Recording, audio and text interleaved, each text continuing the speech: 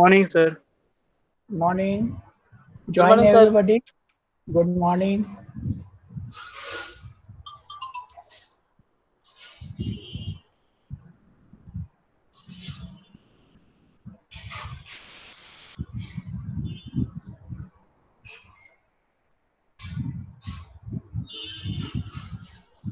Ask everyone to join with this code.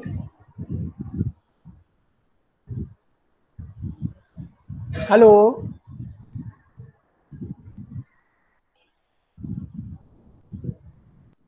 Yes, sir. Ask everyone to join. Yes, sir. उसमें आ रहे हैं sir. Join with the new code.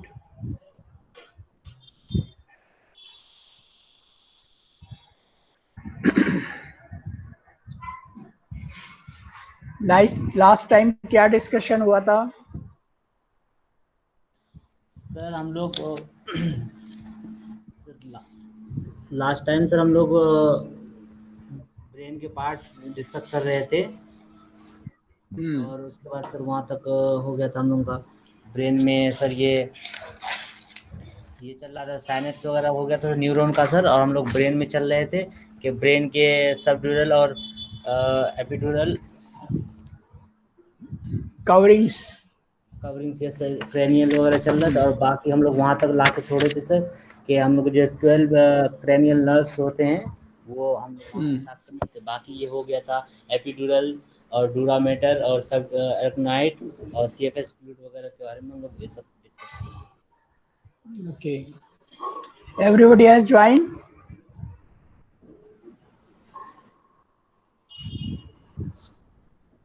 Now I'll start. बीच में मुश्किल पड़ेगी फिर disturb होना. If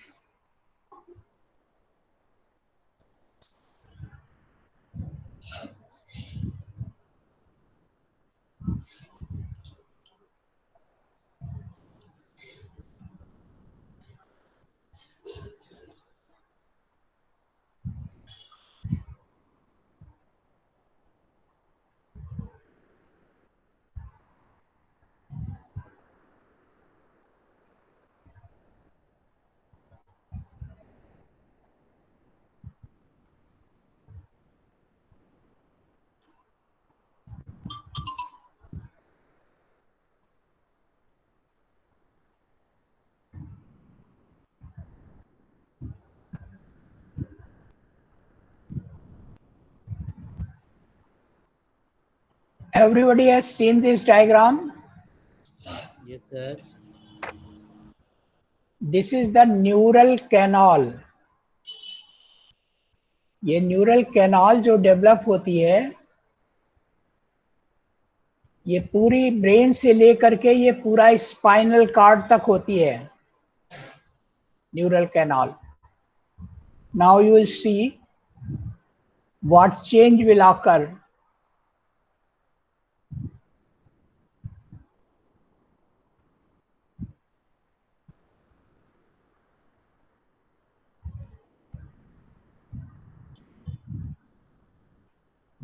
This forms the brain ventricles.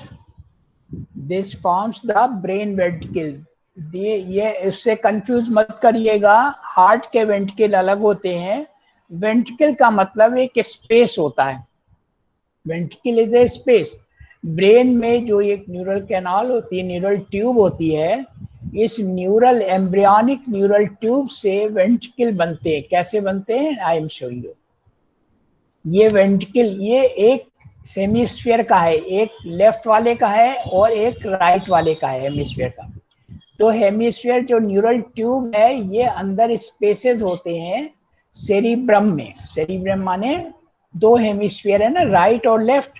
तो एक इस हेमिस्फीयर में है और एक उस हेमिस्फीयर में है. दोनों आपस में कनेक्टेड है. यहाँ इंटरवेंट्रिकुलर फोरामेन से दोनों वेंट्रिकल कनेक्टेड है. तो आप इस डायग्राम में ज्यादा समझ में आएगा. ये देखिए एक राइट में है और एक लेफ्ट में है. These are known as lateral ventricle. क्यों लैटरल कहलाएगा? क्योंकि ये लैटरल साइड में जो दो हेमिस्फीयर है, एक राइट वाला है एक लेफ्ट वाला है, न्यूरल ट्यूब चेंज होकर के वो स्पेस बना लेती है इसी के अंदर. एक राइट हेमिस्फीयर में और एक लेफ्ट हेमिस्फीयर में। This is known as lateral ventricle, या हम इसको कह सकते हैं राइट सेरिब्रल वेंट्रिकल या लेफ्ट सेरिब्रल वेंट्रिकल। मगर चूंकि ये दोनों लैटरल हैं आपस में, इसलिए उसको हम लैटरल वेंट्रिकल भी कह देते हैं। फिर ये लैटरल वेंट्रिकल यहाँ पर इंटरवेंट्रिकुलर फोरामेन में एक दूसरे से ओपन है, एक दूसरे से अटैच है, और ये कंटिन्यू करता है एज थर्ड वेंट्रिकल। फिर ये मिड ब्रेन में एज थर्ड वेंट्रिकल पहुंच जाता है ये। और उसके बाद ये पांस में भी वेंट्रिकल बनाता है। ये पांस है, ये वाला पोर्शन पांस है ना, ये वाला पोर्शन, उसके अंदर वेंट्रिकल है, और ये मेडुला ऑब्लोंगाटा है, उसके अंदर वेंट्रिकल है। तो पांस और मेडुला ऑब्लोंगाटा में जो कंटिन्यू करती है, इसको कहते हैं फोर्थ वेंट्रिकल। तो ये लेटरल वेंट्रिकल एक हुआ, ये दूसरा, दो लेटरल वेंट्रिकल हो गए, तीसरा ज्वाइन होकर के यहाँ पे थर्ड वेंट्रिकल बनाया, और थर्ड वेंट्रिकल पांस और मेडुला में फोर्थ वेंट्रिकल बनाता है, और फिर ये सेंट्रल कैनाल के रूप में स्पाइनल कार्ड में भी चला जाता है। तो ये जो पहले न्यूरल ट्यूब आपने देखी थी, एम्ब्रियोनिक स्टेज की जो न्यूरल ट्यूब थी, वो इस तरह से स्पेस बना के रखती है दोनों हेमिस्फीयर में, उसको हम कहते हैं लैटरल वेंट्रिकल। और लैटरल वेंट्रिकल आपस में कनेक्टेड है बाय इंटरवेंट्रिकुलर फोरामेन। यहाँ पर इंटरवेंट्रिकुलर फोरामेन ये दिख रहा है, ये इधर की लैटरल वेंट्रिकल, इधर के दोनों आपस में कनेक्टेड है, इंटरवेंट्रिकुलर फोरामेन। और उसके बाद थर्ड वेंट्रिकल बनती है, this is the third ventricle. Third ventricle continues as fourth ventricle in the pons and medulla. तो फोर ब्रेन में लेटरल वेंट्रिकल है, मिड ब्रेन में थर्ड वेंट्रिकल है, और हाइंड ब्रेन में फोर्थ वेंट्रिकल है। Okay, now you see brain ventricles. ये जो हम पढ़ने जा रहे हैं, ये वेंट्रिकल्स आपको, brain ventricles are cavities are expansions. Expansion माने कैविटी बन गई या एक्सपेंशन हो गई। काहे का एक्सपेंशन हुआ था? न्यूरल ट्यूब का, with in the brain, that is derived from embryonic neural tube. This point is clear? जो शुरुआत में एम्ब्रियो में न्यूरल ट्यूब होती है, वही स्पेस वेंट्रिकल की स्पेस बनाती, वेंट्रिकल बनाती है दोनों हेमिस्फीयर में। दोनों हेमिस्फीयर में, यानी एक राइट तरफ एक लेफ्ट तरफ, उनको कहते हैं लैटरल वेंट्रिकल। तो चूंकि दो हैं, तो दो तो यही होगी, दोनों आपस में कनेक्ट हैं। और उसके बाद वो जब कनेक्ट होकर ल्यूमेन चलता है, उसको कहते हैं थर्ड वेंट्रिकल। और थर्ड वेंट्रिकल जब पांस और मेडुला में पहुंचती है, तो it makes the fourth ventricle. Okay, तो आपको ये पूरा स्क्रीन दिख रहा है और आवाज आ रही है clear? Hello? Yes sir, yes sir, all clear sir. हाँ, तो ये बात समझ में आई? उसका डायग्राम बनाया है, पिक लिया आपने? सर पिक लिया है और बाकी ये लिख रहे हैं सर। हाँ, तो पिक ले करके पिक बन समझ लीजिए, उसको समझ में आया कि दोनों कैविटीज कहाँ से डेवलप हुई हैं? Embryonic neural tube. Embryonic neural tube माने जो पहले एम्ब्रियो में जो डेवलपमेंट में 8 वीक तक जो होता है, उसको हम कहते हैं एम्ब्रियो। एम्ब्रियो में शुरुआत में केवल न्यूरल ट्यूब बनती है। वो न्यूरल ट्यूब कैसे परिवर्तित होती है, जैसे जैसे हेमिस्फीयर बनेगा उसके अंदर वो चौड़ी हो जाती है, उसको कहते हैं कैविटी। और वो कैविटी या एक्सपेंशन कहेंगे उसको। ट्यूब पहले ट्यूब के रूप में होती है, जब वो फूल गई तो कैविटी हो गई। और वो कैविटी किस में होती है? एक राइट हेमिस्फीयर में, एक लेफ्ट हेमिस्फीयर में, उसको कहते हैं लैटरल वेंट्रिकल। दोनों लैटरल वेंट्रिकल चूंकि हेमिस्फीयर एक दूसरे से कनेक्टेड है, तो ये भी कनेक्ट हो जाती है, और उसके बाद थर्ड वेंट्रिकल बनाती है, और third ventricle becomes fourth ventricle in the pons and medulla. Within the diencephalon is a smaller ventricle known as third ventricle. Each lateral ventricle communicates with the third ventricle through an opening called interventricular foramen. देखा था ना अभी diagram में interventricular foramen. उसके बाद third ventricle continues as fourth ventricle within pons and cerebellum, pons and medulla. not cerebellum. Yes. It is continuous with the pons and medulla. You are seeing here. It is continuous with pons and medulla. Also cerebellum में भी जाती है. तो pons, cerebellum, medulla. ये तो cerebellum वाला part है, इसमें भी गई, pons में भी गई, और ये medulla. तो फोर्थ वेंट्रिकल कहाँ पर है? हाइंड ब्रेन में. थर्ड वेंट्रिकल मिड ब्रेन में, और लेटरल वेंट्रिकल फोर ब्रेन में. ये डायग्राम से क्लियर हो गया? Hello, Yes, sir. डायग्राम ले लिया ये? Yes, sir. Lateral ventral, third ventral, fourth. तो ये स्पेस जो बनते हैं, this space is nothing but the expansion of neural tube. जो न्यूरल ट्यूब बनती है, शुरुआत में न्यूरल ट्यूब ही होती है, उसके बाद इसके ऊपर ये सारे स्ट्रक्चर्स डेवलप होते हैं. Now cerebro spinal fluid, CSF.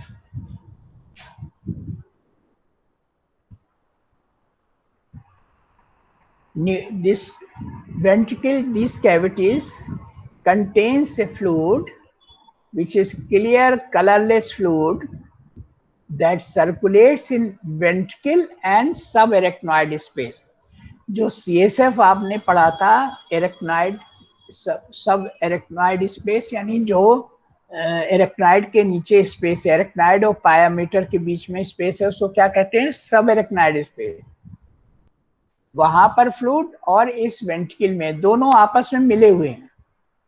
A clear colorless liquid that circulates in the ventricle and subarachnoid space. It bathes the exposed surface of central nervous system. इसका काम क्या है? CSF न्यूट्रिशन पहुंचाता है, न्यूट्रिशन देता है टू द ब्रेन. तो ये बात करता है expose surface of central nervous system and completely surround it's. It performs several functions. It performs several functions. It performs buoyancy. जब न्यूट्रिशन देगा तो लाइव रहेंगे, प्रोटेक्शन देगा, और इन्वायरमेंटल स्टेबिलिटी. Environmental stability. ये फ्लूइड बनता कहाँ पे है? It is form by the choroid plexus in each ventricle. Ventricle में कोराइड प्लेक्सस एक स्ट्रक्चर होता है, उससे इसका सिक्रीशन होता है CSF का. बस इतने पॉइंट जानने हैं बस कि CSF आता कहाँ से? कोराइड प्लेक्सस से. फ्लो कहाँ करता है? वेंट्रिकल और सब एरेक्नॉइड स्पेस में. It provides protection, it provides environmental stability, it provides buoyancy. It is similar to blood plasma. जैसे ब्लड में प्लाज्मा होता है, वैसे ही ये यहाँ पर होता है. It is similar to blood plasma. That means it also contains proteins etc. जो प्लाज्मा में चीजें होती हैं, वो चीज इसमें भी होती है. Now blood-brain barrier.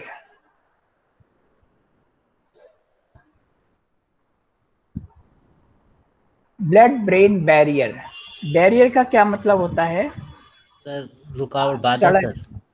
हाँ, सड़क पे जैसे बैरियर लगाए जाते हैं, इसका मतलब है आप उधर से ना जाएं, बैरियर लगा दिया गया. वैसे ही नर्वस सिस्टम में भी प्रोटेक्शन के लिए बैरियर लगा है. क्यों बैरियर लगा है? क्योंकि जब हमारे बॉडी में मेटाबॉलिक एक्टिविटी हो रही है, ये इसमें लिखा नहीं है, आप समझने की कोशिश करिए. मेटाबॉलिक एक्टिविटी होगी तो कुछ अच्छे प्रोडक्ट्स बनते हैं मेटाबॉलिक एक्टिव, मगर कुछ उसमें साइड में वेस्ट प्रोडक्ट भी बनते हैं जो हमारे बॉडी के लिए इंजूरियस है. और वो वेस्ट प्रोडक्ट हमारे किडनी के थ्रू फिल्टर होकर के बाहर निकाले जाते हैं, because they are waste product. जैसे यूरिया है, यूरिक एसिड है, क्रिएटिनिन है. तो वो जो ब्लड के अंदर ये वेस्ट प्रोडक्ट है, जब ब्लड सर्कुलेशन के लिए ब्रेन की तरफ आता है, तो ये बैरियर उन वेस्ट प्रोडक्ट को ब्रेन में नहीं जाने देता. इसलिए हम कहते हैं ब्लड ब्रेन बैरियर. तो nervous tissue is protected from the general circulation. General circulation में तो चलेगा, जनरल सर्कुलेशन में कोई बैरियर नहीं है, और जनरल सर्कुलेशन में चल करके वो किडनी में पहुंच जाएगा। मगर वो वेस्ट प्रोडक्ट को, जब वो वेस्ट प्रोडक्ट जनरल सर्कुलेशन की ब्रेन की तरफ आता है ब्लड, तो उसमें नहीं जाने दिया जाता। ये बैरियर वहां पे उन वेस्ट प्रोडक्ट को ब्रेन की तरफ नहीं जाने देता। It strictly regulates what substance can enter the interstitial fluid of the brain. तो ये जो इंटरस्टिशियल फ्लूइड है ब्रेन के अंदर, इंटरस्टिशियल माने सेल, जो ब्रेन की सेल्स हैं उनके अंदर जो फ्लूइड होता है, उसमें ये जो वेस्ट मटेरियल है ये जाने नहीं दिए जाते हैं, और ये पालन स्ट्रिक्टली होता है। अगर स्ट्रिक्टली पालन ना हो तो बहुत सी एनॉमलीज, बहुत सी डिजीजेस प्रोड्यूस हो जाएंगी। It prevents exposure of neurons in the brain to drugs. इस तरह से बहुत सारी ड्रग्स भी होती हैं जो हम लेते हैं और उनका वो ड्रग्स ब्रेन तक नहीं पहुंचती, क्योंकि वो ब्रेन में नुकसान कर देंगे। तो ब्लड ब्रेन बैरियर उसमें भी काम करता है। It prevents exposure of neurons in the brain to drugs, waste product in the blood and variations in the level of normal substances. और जो नॉर्मल सब्सटेंसेस में वेरिएशन होते हैं, जैसे वॉमिटिंग हुई, पोटेशियम सोडियम कम हो, सोडियम पोटेशियम कम हो गया, हार्मोन्स कम हो गए कुछ हार्मोन, तो वो सब जो है कमी ये ब्रेन के ब्लड में नहीं पहुंचने पाती। That could adversely effect brain function, क्योंकि अगर वेस्ट प्रोडक्ट और ये जो वेस्ट प्रोडक्ट हैं और कुछ सब्सटेंसेस हैं, अगर उनकी कमी पड़ गई ब्रेन की सेल्स में तो एडवर्सली यानी ब्रेन में फंक्शन मुश्किल पड़ जाता है। तो इसलिए बीच में एक ब्लड ब्रेन बैरियर है, जो वेस्ट प्रोडक्ट और जो वायंस वगैरह की कमी होती है जनरल सर्कुलेशन में, वो ऊपर तक नहीं जा पाती। ड्रग्स बहुत सारी ब्लड ब्रेन बैरियर के कारण जो हार्मफुल है ब्रेन सेल्स के लिए, वो भी नहीं पहुंचते। So this is a important barrier to protect the nervous tissue, that is the neurons. Neurons उससे एक्सपोज नहीं होते तब वो अच्छी तरह वर्क कर सकते हैं। अगर न्यूरॉन्स पे इन सब का इफेक्ट पड़ेगा तो उनकी वर्किंग प्रॉब्लम हो जाती। क्यों हो जाती है प्रॉब्लम? क्यों प्रॉब्लम हो जाएगी न्यूरॉन्स पे अगर ये वेस्ट प्रोडक्ट पहुंचेंगे? Yes anybody? मैं, अगर आप थोड़ा कॉमन सेंस लगाओगे, आपको मैं बता चुका हूं न्यूरॉन्स में ट्रांसमिशन कैसे होता है। न्यूरॉन्स, सर हाँ सर वोमेंस कैप्सूल में जैसे फिल्ट्रेशन जब होता है सर, नो, हम बात कर रहे हैं न्यूरॉन की, आप बोमेन कैप्सूल में पहुंच गए, वो नेफ्रॉन है। न्यूरॉन नेफ्रॉन में फर्क नहीं है। न्यूरॉन कहाँ पर होते हैं? सर न्यूरॉन्स कहाँ की सेल हैं? सर ब्रेन की न्यूरॉन सर, किस ब्रेन की यूनिट है। आप नेफ्रॉन क्यों पहुंच गए? Nerve, yes sir. न्यूरॉन्स में जो सेल होती है उसका स्ट्रक्चर सेल बॉडी, डेंड्राइट और एक्सन, आप पढ़ चुके हो ना। तो उसमें ट्रांसमिशन कैसे होता है? उसमें ट्रांसमिशन के लिए क्या क्या चीज सीक्रेट होती है? ट्रांसमिशन के लिए क्या चीज सीक्रेट होती है? बोलिए। ट्रांसमिशन के लिए क्या सिक्रेशन होता है? न्यूरोट्रांसमीटर। बोला था, समझाया था आपको न्यूरोट्रांसमीटर क्या होता है। What is neurotransmitter?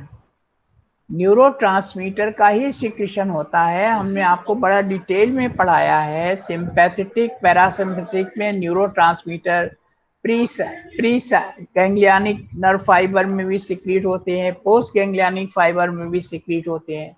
सिंपैथेटिक में एस्टाइल कोलिन है पहले, और बाद में एड्रेनलिन नॉरएड्रेनलिन हो जाता है। जबकि पैरासिम्पैथेटिक में दोनों में, प्री वाले में पोस्ट वाले में, दोनों में कौन सा सिक्रेशन होता है? एस्टाइल कोलिन का। तो ये जब न्यूरोट्रांसमीटर से ट्रांसमिशन होना है, अगर वहां पे वेस्ट प्रोडक्ट पहुंच जाएंगे न्यूरॉन पर, तो इसको डिस्टर्ब नहीं कर देंगे। तो ट्रांसमिशन बंद हो जाएगा।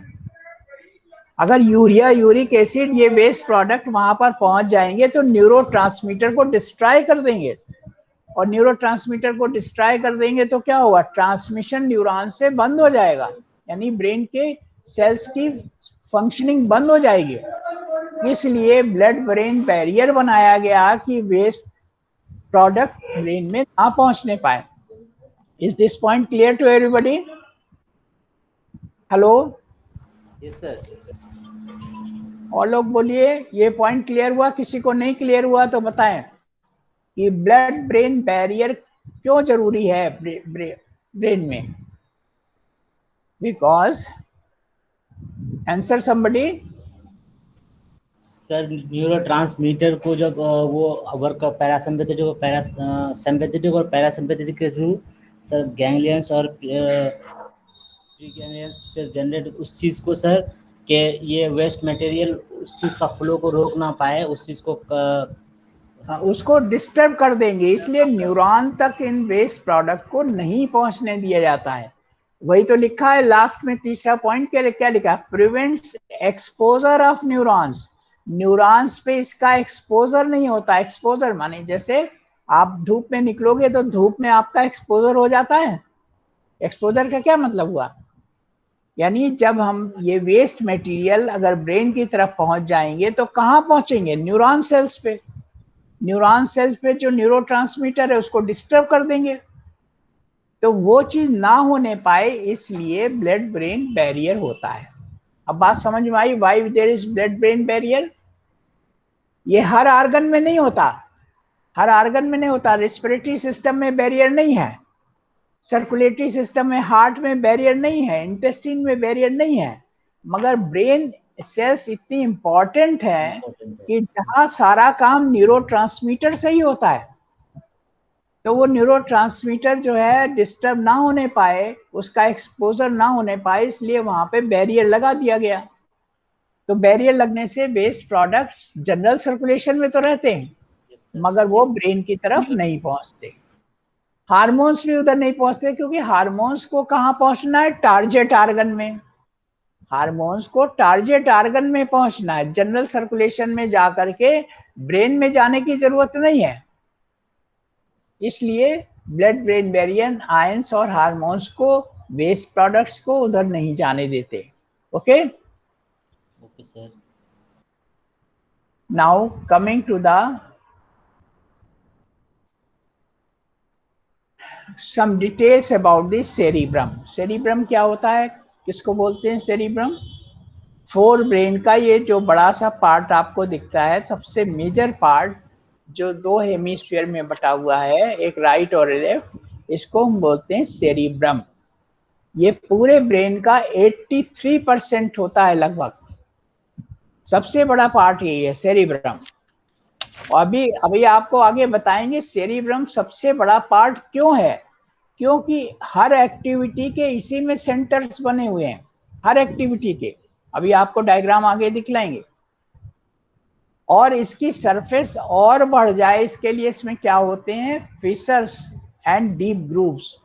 यही फिशर्स का नाम क्या होता है, transverse fissure, longitudinal fissure. Transverse fissure बताया था, जो ट्रांसवर्स फिशर होते हैं वो सेरिब्रम सेरिबेलम को अलग करते हैं। Cerebral hemisphere longitudinal fissure cerebral hemisphere को अलग करते हैं। राइट और लेफ्ट सेरिब्रल हेमिस्फीयर को अलग कौन करेगा, आगे से पीछे तक एक फिशर है जो राइट और लेफ्ट को अलग किए हुए। और ट्रांसफर फिशर कहाँ पर है, जो सेरिब्रम और सेरिबेलम को अलग किए हुए। आपने डायग्राम देखा ये पहले, ये डायग्राम दिखाते हैं आपको।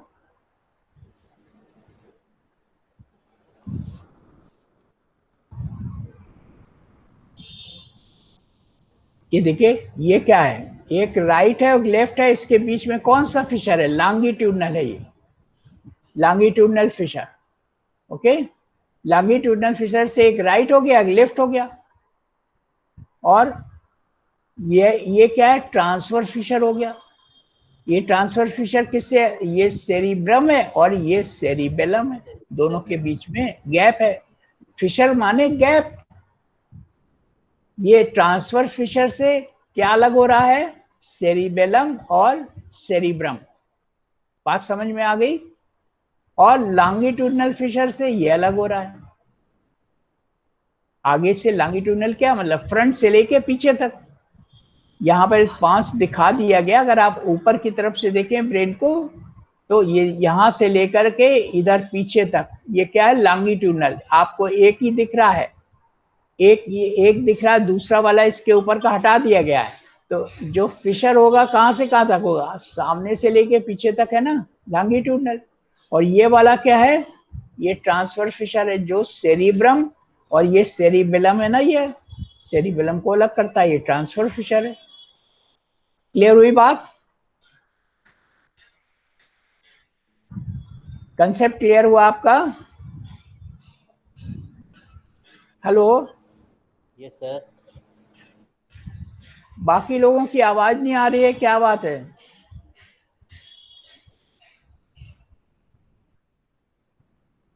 और फिर इसमें क्या होते हैं, लैटरल सरफेस पर सल्काई और गायराई, सबको पता है। ग्रूव्स जो होती हैं उनको सल्काई बोलते हैं, और जो उसके ऊपर उभार होते हैं उनको गायराई बोलते हैं। सल्काई और गायराई प्लूरल वर्ड है, सिंगुलर वर्ड है सल्कस और गैस। ओके, हाँ।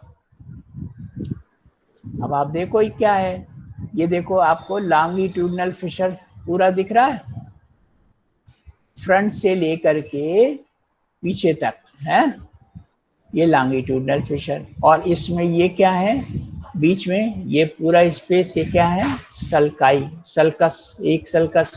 और ये सब जितने दिख रहे हैं, सब क्या हुए, सल्काई जितने।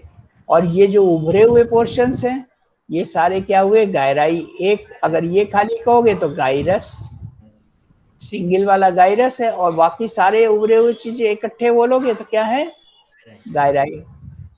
तो ये लैटरल सरफेस पे होते हैं, यानी बाहर की तरफ। अंदर की तरफ जब होते हैं उसमें नहीं है, ये बाहर की तरफ है बस, सल्काई और गायराई। ये देखिए पूरा स्ट्रक्चर। आपने अखरोट देखा है ना, अखरोट देखा है ना, जैसे अखरोट किसी ने तोड़ा है और उसके 2 पीसेस देखे हैं जुड़े हुए। यस सर, ऐसे जुड़े हैं जैसे उभरे हुए और दबे हुए। हाँ, बिल्कुल सेम स्ट्रक्चर, दोनों, एक राइट हेमिस्फीयर एक लेफ्ट हेमिस्फीयर, दोनों आपस में जुड़े हुए होते हैं। वैसे ही बिल्कुल स्ट्रक्चर है, बिल्कुल आप उससे रिजेंबल कर सकते हैं। और ये डायग्राम हम कई बार डिस्कस कर चुके हैं। ये सेंट्रल सल्कस है, और ये क्या है, प्री सेंट्रल गाइरस, और ये क्या हुआ, post central gyrus. Pre central gyrus motor cortex है, post central gyrus sensory cortex. Okay, और इसमें एरियाज होते हैं, ये मोटर एरिया है, ये प्री सेंट्रल वाला मोटर एरिया है, और ये सेंसरी एरिया हो गया।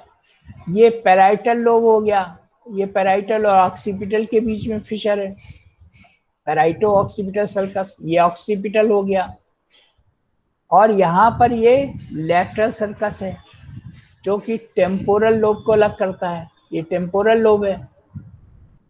Okay, now it is the, ये एरिया आप पहचान लो, यहाँ पर it is known as Broca's area. Broca's area, ये मोटर एरिया से मिला हुआ, मोटर कॉर्टेक्स है ना, ये इससे मिला हुआ एरिया है, it is known as Broca's area. Motor speech area, Broca's area माने अगर यहाँ पर कोई प्रॉब्लम हो जाए ब्रेन के, तो आपकी जो आवाज निकलती है, आवाज नहीं निकलेगी बाहर, आप बोल नहीं पाओगे। ब्रोकाज एरिया, आपने देखा बहुत से लोग जो बोल नहीं पाते, उनके या तो यहाँ पर डिफेक्ट है, या कुछ और भी आगे भी हो सकता है, कुछ मस्कुलर प्रॉब्लम हो सकती है। मगर जो बिल्कुल नहीं बोल सकते और कोई उम्मीद नहीं है कि वो ठीक भी हो सकते हैं, वो प्रॉब्लम फिर यहीं पे होगी, ब्रोकाज एरिया। ये पूरा ब्रोकाज एरिया है, जो बिल्कुल मोटर एरिया से कनेक्टेड है। मोटर एरिया से क्यों कनेक्टेड है, क्योंकि आप जब बोलते हो तो सारी मसल्स का मूवमेंट होता है ना, तो मसल मूवमेंट यानी मोटर एरिया इन्वॉल्व है इसमें। बिना मसल मूवमेंट के आप आवाज नहीं निकाल सकते। टंग का मूवमेंट है, और जो ये मसल्स हैं सारी जो बोलने में, लिप्स की मसल्स, फेशियल मसल्स सब हेल्प करती हैं बोलने में। तो ये ब्रोकाज एरिया अगर डिस्टर्ब हो जाएगा तो स्पीच बंद हो जाएगी, स्पीच बंद हो जाएगी, ब्रोकाज एरिया अगर डिस्टर्ब हो गया। So these are different areas.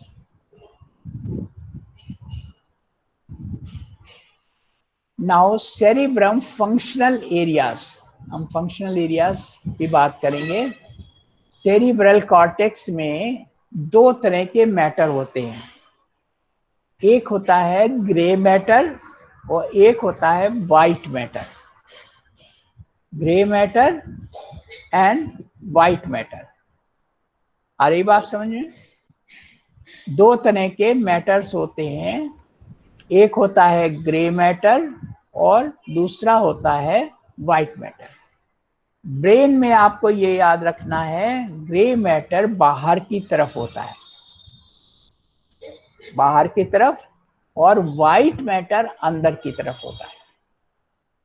जैसे कॉर्टेक्स का बाहर का एरिया हो गया और अंदर का एरिया हो गया।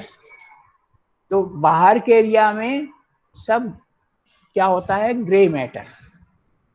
जबकि आप आगे पढ़ोगे स्पाइनल कार्ड जो मेडुला ऑब्लांगोटा से नीचे का पोर्शन है, उसमें ग्रे मैटर अंदर होगा और वाइट मैटर बाहर होता है। तो ये दोनों में डिफरेंस है, वो हम आगे चल के आपको दिखलाएंगे। तो फंक्शनल एरियाज कितने हैं यहाँ पर, आपने अभी देखे थे, motor area, sensory area and association area. Motor area से संबंध क्या होता है, जितनी भी मोटर एक्टिविटी होती है, चलना फिरना बोलना, ये सब मोटर एरिया से कंसर्न होता है। और सेंसरी एरिया से जो पेरीफेरी में सेंसेशन इकट्ठे होते हैं वो सारे वहीं पर रिसीव किए जाते हैं। और एसोसिएशन एरिया जो दोनों को मिलाता है। तो तीन तरह के फंक्शनल एरिया कॉर्टेक्स में होते हैं। कॉर्टेक्स माने किसी भी आर्गन में जो बाहरी पोर्शन होता है वो कॉर्टेक्स कहलाता है, जो अंदर का पोर्शन होता है मेडुला कहलाता है। तो हमने बताया बाहर की तरफ सारा ग्रे मैटर होता है ब्रेन में और अंदर की तरफ वाइट मैटर होता है। मोटर एरिया में खास बात आपको सारी ये बात समझनी है, मोटर एरिया कंट्रालैटरल कंट्रोल करता है। कंट्रालैटरल कंट्रोल, कंट्रालैटरल कंट्रोल मैंने लास्ट टाइम भी समरी में बताया। क्या कंट्रालैटरल कंट्रोल होता है, कंट्रालैटरल का क्या मतलब होता है?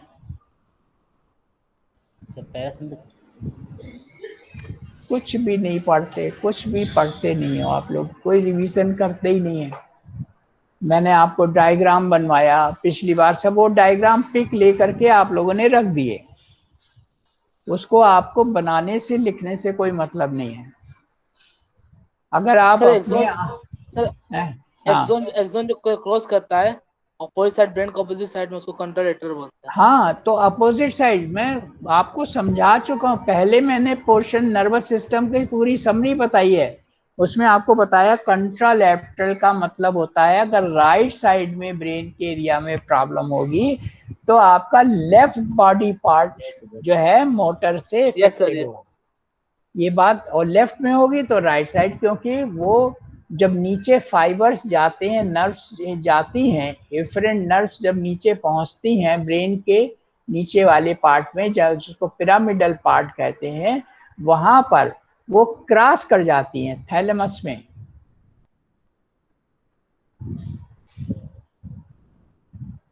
Now you see this diagram, try to understand. ये जैसे ब्रेन का ये यहाँ पर पहले ये देखिए, ब्रेन में मैंने क्या बताया था, सेंट्रल सल्कस है। सेंट्रल सल्कस, ये ब्रेन की कौन सी सरफेस दिखाई जा रही है, ब्रेन की ये कौन सी सरफेस दिखाई जा रही है, आउटर सरफेस। और ये आउटर से लेके ये लेटरल, ये मीडियल है और ये लेटरल है, एक लेफ्ट है और एक राइट है। उसमें बीच में ये क्या है, सेंट्रल सल्कस है, ये सेंट्रल सल्कस है ना। सेंट्रल सल्कस के आगे वाला प्री सेंट्रल गायरस और पीछे वाला पोस्ट सेंट्रल गायरस होगा। प्री सेंट्रल गायरस कौन सा एरिया कहलाता है? Motor cortex. और जो प्री सेंट्रल वाला पोस्ट सेंट्रल वाला होता है उसको क्या कहते हैं? Sensory cortex. तो सेंसरी कार्ड। हाँ, तो इस तरफ जो दिखा रहे हैं पहले, ये दिखा रहे हैं हम मोटर कॉर्टेक्स इस कलर से, नीले कलर से। और जो इस कलर से दिखाया गया है पिंक कलर से, ये सेंसरी कॉर्टेक्स दिखाया गया है। आई बात समझे? सेंट्रल सर्कस तो ये वाला है ना, यहाँ पर आगे की तरफ देखो, ये आगे की तरफ नीला है कि नहीं है? सेंट्रल सर्कस के आगे नीला है ना, तो मोटर कॉर्टेक्स किधर है? फ्रंटल साइड में। और सेंसरी कॉर्टेक्स किधर है? ऑक्सीपिटल साइड में, ये बैक का साइड है। और ये दोनों हेमिस्फीयर के बीचों बीच में क्या है? Central sulcus. ये बात समझ में आ गई सबको कि नहीं? और ये आउटर सरफेस पूरी है, ये आउटर सरफेस है मीडियल सरफेस ब्रेन की। आप ये ब्रेन का समझो पार्ट ये है, तो ब्रेन की आउटर सरफेस निकाल के दिखाई गई है, एक स्ट्रिप दिखाई गई है। और ये इधर के ब्रेन की आउटर स्ट्रिप दिखाई गई है। एक में क्या दिखाया गया है? Motor area, motor cortex. तो एक में दिखाया गया सेंसरी कॉर्टेक्स। Sensory cortex. देख रहे हैं? अब आपको क्या समझ में आ रहा है इसमें? हमने इसमें क्या बनाया गया डायग्राम में? पहली बात, जो ये मीडियल एरिया है ना ब्रेन का, मीडियल सरफेस, यहाँ पे सबसे नीचे, यहाँ पर क्या है? पैर दिख रहा है। ये यहाँ पे ये बॉडी पार्ट्स बने हुए पड़े हैं ना, ये दिख रहे हैं। ये पूरा लेग दिख रहा है, नी दिख रहा है ना। उसके बाद थाई, पूरा पूरा ये पूरा जो है क्या, ये जहाँ पैर कनेक्टेड है, बाकी ये क्या ट्रंक हो गया ना, ये ऊपर वाला हाथ हो गया। आई बात समझे? Yes sir. ये देखिए हाथ पूरा बड़ा सा ये दिखाया गया यहाँ पे। ये पोर्शन कुछ छोटे दिखाए गए, कुछ बड़े दिखाए गए। इसका मतलब क्या है?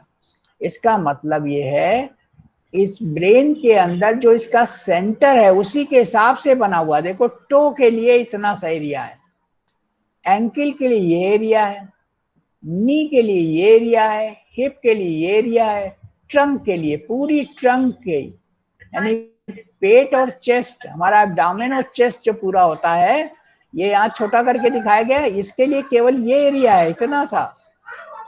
उसके बाद शोल्डर, उसके बाद ये आर्म का एरिया यहाँ पे दिखाया गया, और ये एल्बो का एरिया। अब ये फोर आर्म का एरिया दिखाया गया, और ये रिस्ट का एरिया दिखाया गया। और हैंड को देखो कितना बड़ा एरिया अलॉट किया गया। आप सारे काम काहे से करते हो? हैंड से। तो उसका जो है एरिया बड़ा है हर एक चीज का। हैंड में लिटिल फिंगर, सारी फिंगर्स का एरिया दिखाए गए हैं। क्यों दिखाए गए हैं? ऐसे कि जिससे अगर आपके ये हाथ ना हो तो आप कोई काम कर ही नहीं पाओगे। सारी अर्निंग, सब कुछ, सारे काम, लिखना पढ़ना, जो भी काम करते हैं सब हाथ से करते हैं। तो यानी इम्पॉर्टेंट आर्गन, जितना जो इम्पॉर्टेंट आर्गन है उसके हिसाब से ब्रेन में उसमें एरिया दिया गया। भाई जो जितना वीआईपी होता है उतना बड़ा एरिया दिया जाता ना, तो आपका हाथ बहुत बड़ा वीआईपी है। ऐसे ये फेस में सारे सेंस आर्गन्स हैं। पांचों सेंस आर्गन्स कहाँ पर हैं? आई भी है, ईयर भी है, नोज भी है, माउथ में टंग भी है। सब जितने सेंस आर्गन्स हैं ज्यादातर सब यही हैं। तो ये एरिया देखिए कितना बड़ा दिया गया, मोटर एरिया। ओके। उसके बाद टंग के लिए एरिया अलग से दिया गया, यानी टंग भी इसी में आती है, फिर भी एरिया वीआईपी समझ के। और उसके बाद फेरिंग्स, तो आप सोचो जो हेड नेक है, हेड से नेक तक का एरिया कितना बड़ा एरिया है। पूरा मोटर कॉर्टेक्स का आधा एरिया इसको दिया गया। ये बहुत वीआईपी एरिया। ये सब एरिया यहाँ दिखाने का मतलब क्या है? यानी जो हम बाहर एक्टिविटी करते हैं, ये सारी एक्टिविटी हमारे ब्रेन के अंदर बैठे हुए पार्ट से कंसर्न है, और वहां पर इसके सेंटर हैं। जैसे हम कमरे में गए, छत पे लगा हुआ है सीलिंग फैन, और उसका स्विच कहाँ पे लगा हुआ है? वो नीचे वॉल पर लगा हुआ है। ठीक है। तो यानी एक जगह स्विच है, तो यहाँ पे आप इस तरह से समझ लो, ये जो पार्ट्स दिख रहे हैं यहाँ पे, सेंटर्स दिख रहे हैं हर एक्शन के, ये स्विचेस हैं। जब ये स्विच ऑन रहेंगे तभी सारी आपकी एक्टिविटी रहेगी। अगर ये स्विच यहाँ पर ब्रेन के इस एरिया में कोई बीमारी हो जाए, कैसे बीमारी हो जाए, यहाँ पे जो ब्लड वेसल आ रही है वो कहीं से ब्लॉक हो जाए, यहाँ तक ब्लड ना पहुंचाए, तो ये एरिया क्या होगा, डेड हो जाएगा।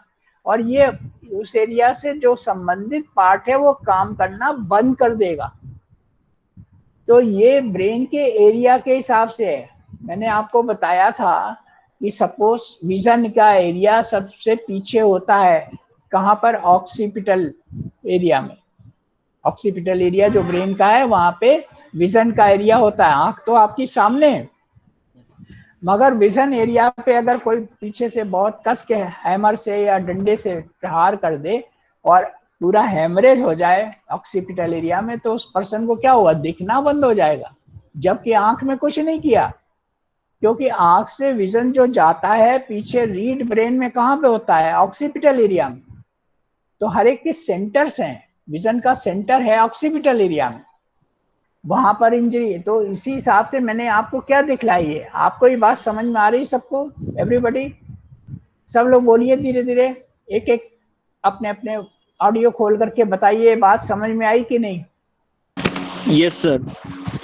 नाम लेते जाइए और बताइए क्या समझ में आया। बहुत देर तक खुला नहीं रखिए, नाम बोलिए कि आपका क्या नाम है, आपको क्या समझ में आया इसमें। ये मोटर एरिया सारे ये दिख रहे हैं आपको, बॉडी पार्ट्स कैसे बनाए गए। ये पिक बहुत इंपॉर्टेंट है, आप समझिए कि इस ब्रेन में सारे सेंटर्स हैं बने। ये मोटर एरिया जो ब्लू से दिखाया गया है, मोटर एरिया, यानी अगर यहाँ पर मोटर एरिया में बीमारी होती है तो आपके ये पार्ट्स में एक्टिविटी बंद हो जाएगी। अगर यहाँ नी एरिया में कोई प्रॉब्लम हो जाए तो आपका नी का उठना बैठना, मतलब आप जो मूवमेंट करते हो, चलना फिरना, सब बंद हो जाएगा नी से। ओके, तो मोटर एक्टिविटीज बंद हो जाएगी अगर ये किसी भी एरिया में इन्वॉल्वमेंट है। तो जिस एरिया में अगर यहाँ पे ये प्रॉब्लम हो जाए, टंग का मूवमेंट बंद हो जाएगा, आपको खाने में डिफिकल्टी हो जाएगी, डिस्फेजिया, खा ही नहीं सकोगे। फेरिंक्स की इस एरिया में प्रॉब्लम हो जाए, डेग्लूटेशन होगा ही नहीं, खाना मुंह में रखा रह जाएगा, इसोफेगस तक पहुंचेगा ही नहीं फेरिंक्स के थ्रू। बात समझ में आ रही है। तो ये मोटर एरिया है। ऐसे ही यहाँ पर सेंसरी एरिया है। अब सेंसरी एरिया डिफरेंट, जैसे यहाँ पर टो से शुरू होता है, यहाँ पर देखिए ये गोनेट से शुरू होता है। सेंसरी एरिया में गोनेट्स, ये पेनिस दिखाया गया है, ये गोनेट्स, टेस्टिस, और ये उसके बाद ये फुट है, लेग, ये सब लेग, हिप, ट्रंक, ये ट्रंक का एरिया, नेक, उसके बाद ये आर्म, और देखिए हैंड में सेंसेशंस बहुत अच्छे होते हैं, बड़ा सा दिखाया गया। फेस बड़ा सा है, बड़ा सा area. Then it is oral cavity, gums, jaw, tongue, pharynx, और इंट्रा एब्डोमिनल, एब्डोमेन के अंदर के जो पार्ट होते हैं उनके सेंसेशन यहाँ से। तो ये सेंसरी एरिया में ये बाहर का, ये बीच का एरिया है, और ये लैटरल सरफेस है ब्रेन की। ओके, तो ये क्या दिखलाया मैंने आपको, प्राइमरी मोटर कॉर्टेक्स, ये प्राइमरी मोटर कॉर्टेक्स दिखाया, और ये प्राइमरी सोमैटोसेंसरी कॉर्टेक्स, ये लैटरल सरफेस है, और ये मीडियल सरफेस है। ये लैटरल सरफेस, तो सारे सेंटर्स ज्यादातर कहाँ पर हैं, लैटरल सरफेस पे। आप एक सर के ऊपर हाथ लगा के देखो, ये लैटरल सरफेस है बाहर की तरफ, और ये अंदर की तरफ, ये अंदर की तरफ आप तो यहाँ पे हाथ नहीं लगा सकते, क्योंकि ये दोनों ब्रेन आपस में विषय मिले, इतने गैप थोड़ी होता है, तो अलग अलग बनाया गया, यहाँ यही दोनों आपस में मिले हुए। तो मीडियल सरफेस पे एक यहाँ से मोटर एरिया, और यहीं से ये सेंसरी एरिया शुरू हो जाता है। ये बीच में क्या दिखाया गया, सेंट्रल सल्कस, ये इतनी जगह नहीं होती है, ये दोनों आपस में मिले। ये आपको डायग्राम क्लियर दिखाने के लिए ऐसा किया गया। तो ये डायग्राम समझ में आया। Hello, yes sir. और लोग अपना ऑडियो खोल करके बोलिए, एवरीबॉडी।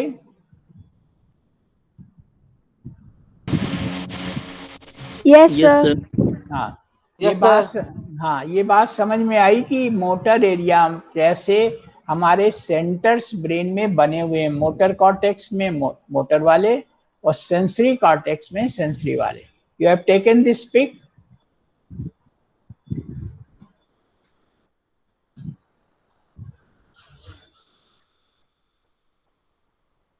सो मोटर एरिया, इसमें कुछ खास नहीं बताना है। सेंसरी कॉर्टेक्स डायग्राम आपने पूरा देख लिया, जो मैंने बताया, बस दैट इज एनफ।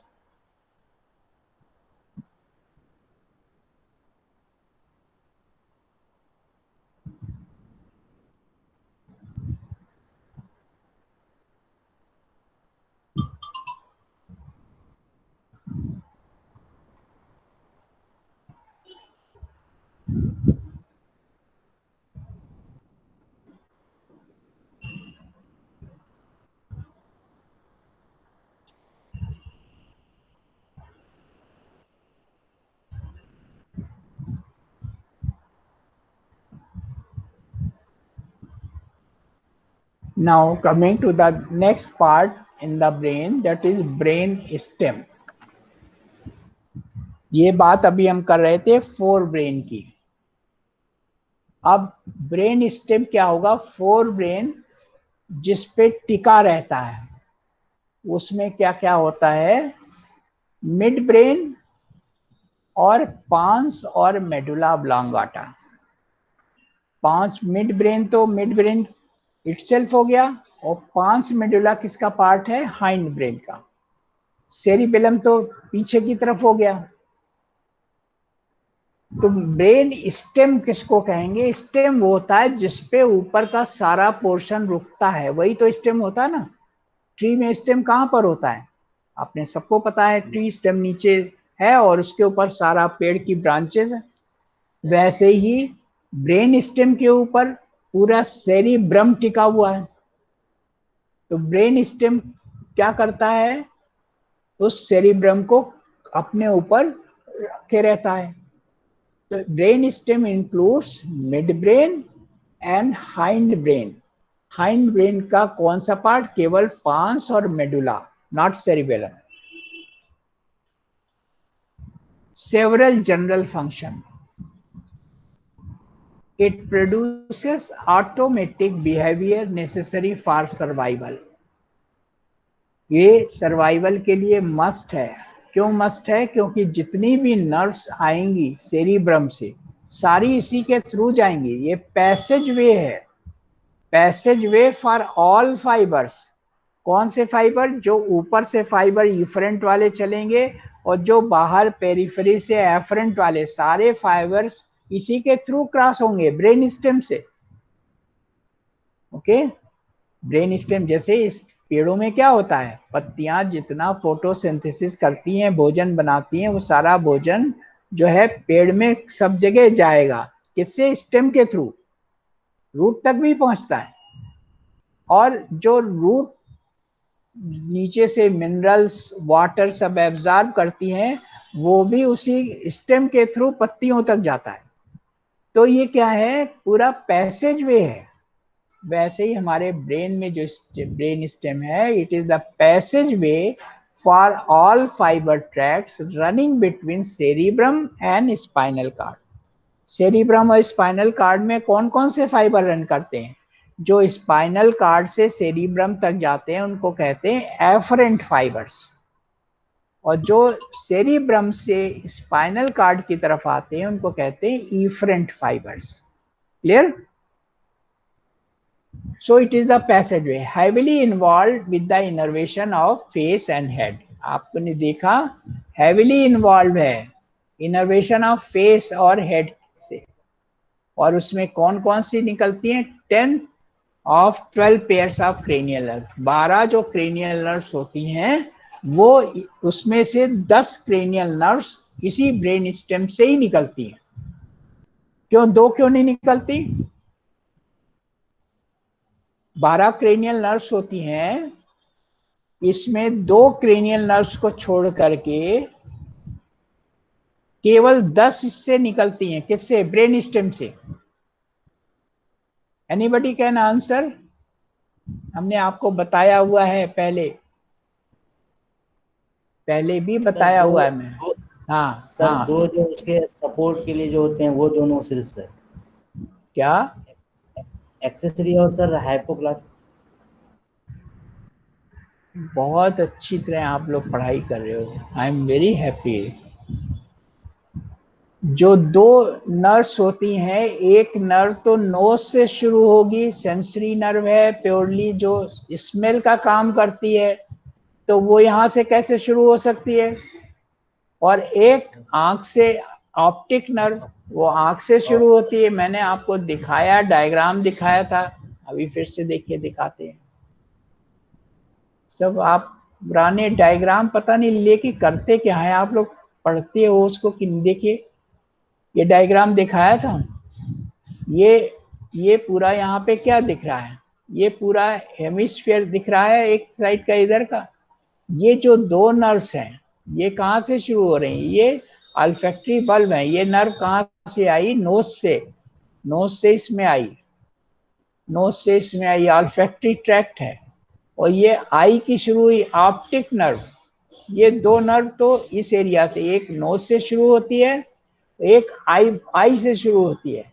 नोज वाली कहलाती है अल्फैक्टरी, आई वाली कहलाती है ऑप्टिक। ये यहाँ से शुरू हुई। बाकी नर्व्स देखिए, आपको बताई थी कहाँ से निकल रही, सब ब्रेन स्टेम से।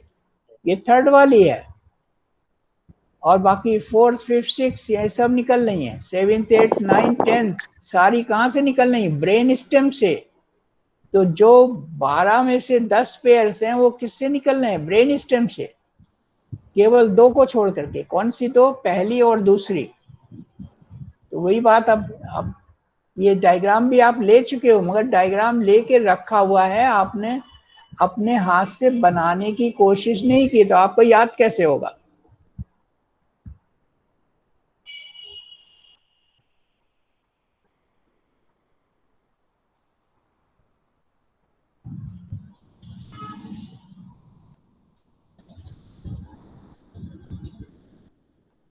तो आपको क्या बताया? Brain stem is heavily involve with the innervation of face and head. जितनी भी नर्व्स, क्रेनियल नर्व्स होती हैं, फेस के लिए, हेड के लिए निकलती हैं, उनको हम कहते हैं क्रेनियल नर्व्स। उन क्रेनियल नर्व्स में 12 पेयर्स में 10 केवल यहाँ से निकलती हैं। 2 स्टार्ट होती हैं सेंसरी सेंसेस से। ऑल्फैक्टरी सेंस जहाँ से नोज से स्टार्ट होता है, और विजन वाला आई से स्टार्ट होता है। तो optic nerve starts from the I, and olfactory nerve start from the nose. और 2 तो ये हो गई, और 10 पेयर्स जो है निकलती हैं कहाँ से? ब्रेन स्टेम से।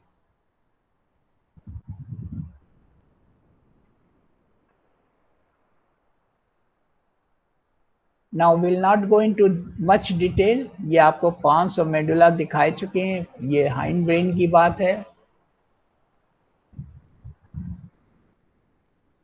Now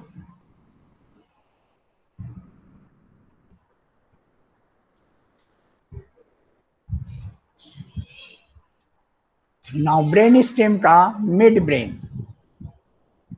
mid brain is the corpora quadrigemina. Corpora quadrigemina इसलिए कहते हैं, क्वाड्री माने होता है 4, कार्पोरा माने सेल, जिसमें 4 तरह की सेल हों। 4 तरह की सेल हों, उसमें हम उसको क्या बोलेंगे? Corpora quadrigemina. Corpora quadrigemina, largest nuclei. 2 उसमें के ऊपर हैं, 2 नीचे हैं। जो 2 ऊपर हैं सुपीरियर कॉलिकुलाई, और जो नीचे हैं इन्फीरियर कॉलिकुलाई। अभी डायग्राम में आपको दिखलाते हैं।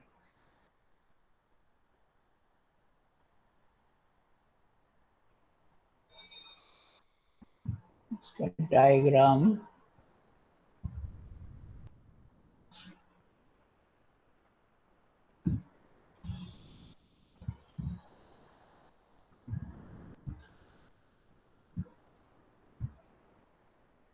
इसका डायग्राम मैं आपको अलग से दूंगा, इसमें नहीं दिया हुआ है शायद। तो इसमें चूंकि 4 न्यूक्लियस होते हैं ब्रेन स्टेम के, इसमें मिड ब्रेन में 4 इस सेल्स होती हैं जिनको हम बोलते हैं कार्पोरा क्वाड्रिजेमिना। ये बात समझ में आ रही है? 2 ऊपर होते हैं, 2 नीचे। 2 ऊपर वाले सुपीरियर कहलाते हैं और 2 नीचे वाले इंफीरियर कहलाते हैं। सुपीरियर वाले act as visual reflex. Superior वाले कौन से होते हैं? विजुअल रिफ्लेक्स, जिससे विजन का रिफ्लेक्स होता है। और जो नीचे वाले इंफीरियर वाले हैं, they respond to the sound, वो साउंड से कंसर्न होते हैं। तो 4 कॉलिकुलाई होते हैं जिस मिड ब्रेन में, सुपीरियर और इंफीरियर। देन ब्रेन स्टेम में दूसरा पार्ट है पांस। अभी आपने सबने देखा, pons is between midbrain और मेडुला ऑब्लांगेटा के बीच में है। It contains nuclei of cranial nerve 5, 6, 7। अभी आपको दिखलाया था 5, 6, 7 जो क्रेनियल नर्व्स होती हैं वो उसके न्यूक्लियस किस में होते हैं? पांस में। और 2 तरह की इसमें क्रेनियल नर्व्स निकलती हैं, मोटर और सेंसरी। ओके, ये चीजें याद करनी पड़ेंगी।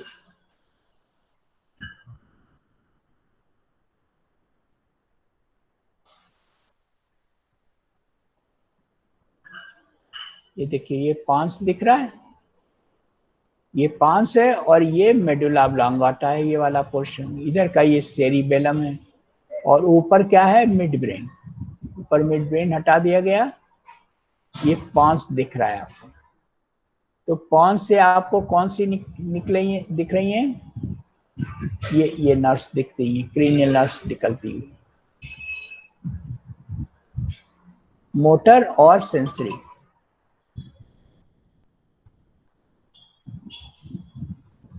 नाउ मेडुला ऑब्लांगेटा, ये ब्रेन स्टेम का कॉडल पार्ट है। कॉडल माने जो सबसे निचला पार्ट होता है, कॉडल माने टेल। जो निचला पार्ट होता है उसको कॉडल पार्ट बोलते हैं। तो most caudal level of the brain stem, brain stem का सबसे निचला पार्ट होता है, उसको कहते हैं caudal. It is continuous with spinal cord. जैसे ही स्कल के बाहर फोरामेन मैग्नम से मेडुला ऑब्लांगेटा निकलता है, इट बिकम्स स्पाइनल कार्ड। केवल नाम बदल जाता है, कंटिन्यूएशन उसी का रहता है।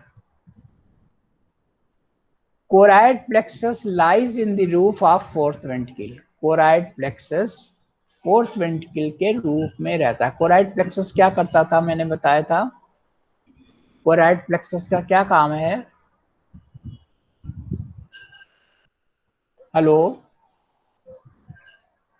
Hello, anybody? Yes sir. हाँ, कोराइड प्लेक्सस का क्या काम है?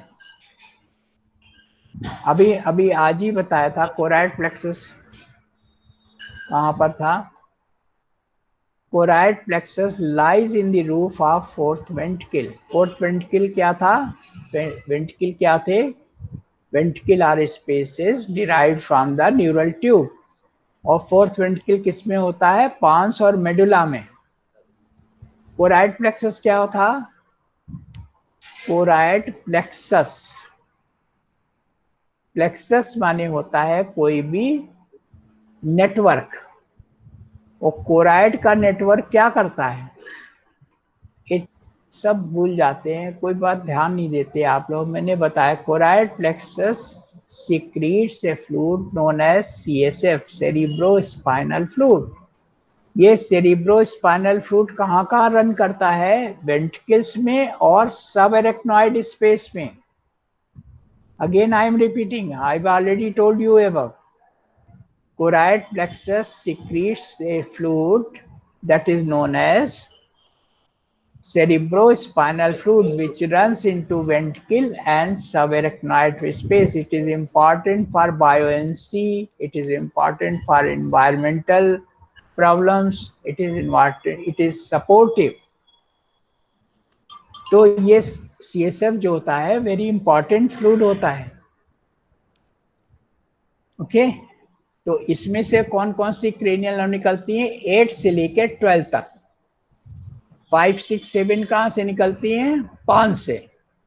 और 8 से 12 तक निकलती हैं मेडुला ऑब्लांगाटा पे, आपको अभी डायग्राम में दिखाया था। Now coming to the next part, that is cerebellum. जैसे सेरिब्रम में 2 पोर्शन होते हैं, राइट और लेफ्ट, वैसे सेरिबेलम में भी 2 हेमिस्फीयर होते हैं, उनको कहते हैं सेरिबेलर हेमिस्फीयर। Cerebellar hemisphere. और जो सेरिब्रम में होते हैं उनको क्या बोलते हैं? Cerebrum hemisphere. आप लोगों में से कोई बोलिए। सेरिब्रल हेमिस्फीयर और सेरिब्रम हेमिस्फीयर। Yes sir. जैसे पूरे फ्रंट से लेकर पीछे तक सेरिब्रम हेमिस्फीयर है, यस सर। क्योंकि उसमें 4 लोब होते हैं, फ्रंटल, पैराइटल, ऑक्सीपिटल और टेम्पोरल। टेम्पोरल। और इसमें केवल ऐसे लोब्स, बड़े लोब्स नहीं है, छोटे छोटे हैं, आगे बताएंगे। सेरिब्रम पिछले पोर्शन में, यानी कहाँ? पैराइटल और ऑक्सीपिटल से नीचे सेरिबेलम होता है। और सेरिबेलम और सेरिब्रम के बीच में एक फिशर है, ट्रांसवर्स फिशर, वो दोनों को सेपरेट करता है। और ये सेरिबेलम में भी 2 हेमिस्फीयर हैं, एक राइट और एक लेफ्ट। और राइट हेमिस्फीयर भी, जैसे उसमें 4 लोब होते हैं सेरिब्रम में, वैसे ही ये सेरिबेलम के हेमिस्फीयर भी 2 में बटे होते हैं, एंटीरियर लोब और पोस्टीरियर। इतनी बात समझ में आई? जो लोब्स, जैसे सेरिब्रम में कितने लोब्स हैं? फ्रंटल, पैराइटल, ऑक्सीपिटल और टेम्पोरल, 4 हैं। Yes sir. वैसे ही सेरिबेलम में भी 2 हेमिस्फीयर हैं, राइट और लेफ्ट। और राइट और लेफ्ट भी 2 पार्ट में दोनों बटे हैं, एक एंटीरियर पोर्शन है और एक पोस्टीरियर पोर्शन। तो एंटीरियर पोर्शन एंटीरियर लोब और posterior portion posterior lobe. Now you see here, ये जो सेरिबेलम है, ये नीचे का पोर्शन दिख रहा है, ओके। इसमें क्या है? सेरिबेलम एक राइट पोर्शन है और एक लेफ्ट पोर्शन है, ठीक है। दोनों को जोड़ दिया जाएगा तो ऐसा ही हो जाएगा, नीला जो दिख रहा है ये। और दोनों आपस में किससे जुड़े हुए हैं? वर्मिस से। दोनों किससे जुड़े हुए हैं? नाम लीजिए। वर्मिस। वर्मिस से। जैसे सेरिब्रल हेमिस्फीयर काय से जुड़े हुए थे? अब नाम, दोनों सेरिब्रल हेमिस्फीयर किससे जुड़े हुए थे? नहीं याद है। Corpus callosum. सब मैं ही बता दूं, आप लोग कुछ मेहनत नहीं करना। कैसे जुड़े हुए थे? Corpus callosum. कार्पस कैलोसम से। आप नेक्स्ट टाइम पे जो कल मैं मिलूंगा, सबसे यही क्वेश्चन पूछूंगा, सब लोग डायग्राम बना करके इसको प्रिपेयर करके आएंगे। कल जो क्लास होगा, पहले मैं सारे पार्ट्स के बारे में पूछूंगा, ये समझ लीजिएगा। ये जो है, जो राइट और लेफ्ट लोब हैं, ये दोनों आपस में जुड़े हैं वर्मिस से। और ये राइट और लेफ्ट दोनों में देखिए, ये बीच में एक फिशर दिख रहा है, ये वाला यहाँ से दिख रहा है, ठीक है। इसने ये एंटीरियर लोब कर दिया और ये पोस्टीरियर लोब कर दिया। ये एंटीरियर लोब कर दिया और ये पोस्टीरियर लोब कर दिया, ओके। अभी आज यहीं तक रुकेंगे, इसी से कंटिन्यू करेंगे। मगर पिछला जरूर मैं कल पूछूंगा, सबका प्रिपेयर होना चाहिए। सब लोग डायग्राम बनाएंगे। हम आपकी कॉपी भी, आपका वीडियो खुलवा करके देखेंगे। पहले क्लास शुरू होने से पहले आपकी कॉपी में डायग्राम देखेंगे। आप सब अपना ऑडियो और वीडियो दोनों खोल करके बताएंगे 1 बाय 1, ठीक है। तब तो आगे पढ़ाते रहने से फायदा है, ऐसे रिवीजन करने से क्या फायदा कि आप उसको याद नहीं कर रहे हो। समझ में आ रही है बात? तो सेरिबेलम के हेमिस्फीयर समझ में आ गए, 2 हैं, राइट और लेफ्ट, दोनों आपस में जुड़े हैं किससे? वर्मिस से। और हर लोब में 2 एंटीरियर लोब और पोस्टीरियर लोब है। Will continue tomorrow with this, okay. तो ये डायग्राम बना करके everybody will bring the copy, और कल आप ऑडियो वीडियो कॉल करके आप पूरा दिखलाएंगे, okay. Yes sir.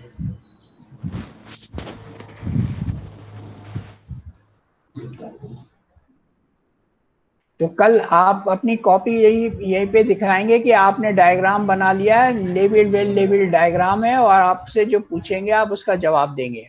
Okay.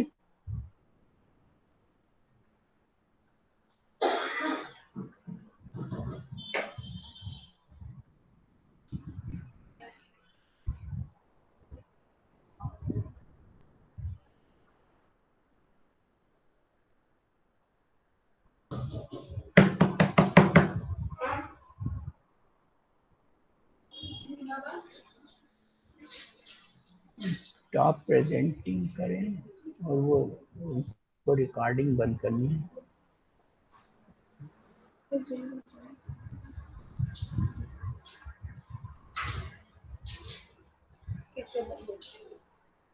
Stop recording आता है वहाँ पे।